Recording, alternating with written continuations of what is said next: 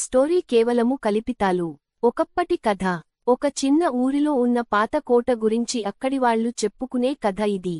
ఆ కోట ఎంతో అందంగా ఉండేది, కాని దాని లోపలికి ఎవరూ వెళ్లేవారు కాదు.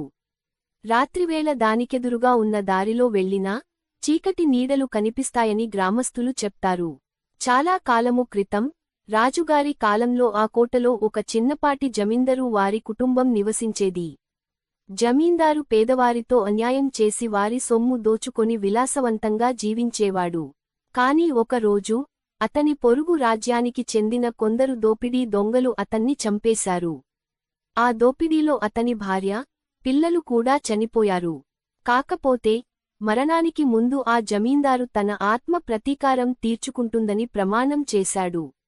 అప్పటినుంచి ఆ కోట దరిదాపుల్లో ఎవరైనా వెళ్ళితే భయంకరమైన నీడలు, గట్టిగా గర్జించే శబ్దాలు వినిపించేవి.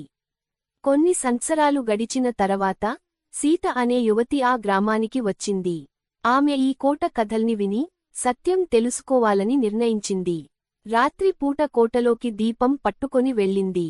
లోపలికి వెళ్ళినప్పుడు కొండలు పగిలినట్లు శబ్దాలు వినిపించాయి. దూరంగా ఒక భయంకరమైన ఆకారం కనిపించింది. అది జమీందారు ఆత్మగా ఆమెకు కనిపించింది. ఆ యువతి ఆత్మను ప్రశ్నించింది. జమీందారు తన బాధను చెప్పాడు.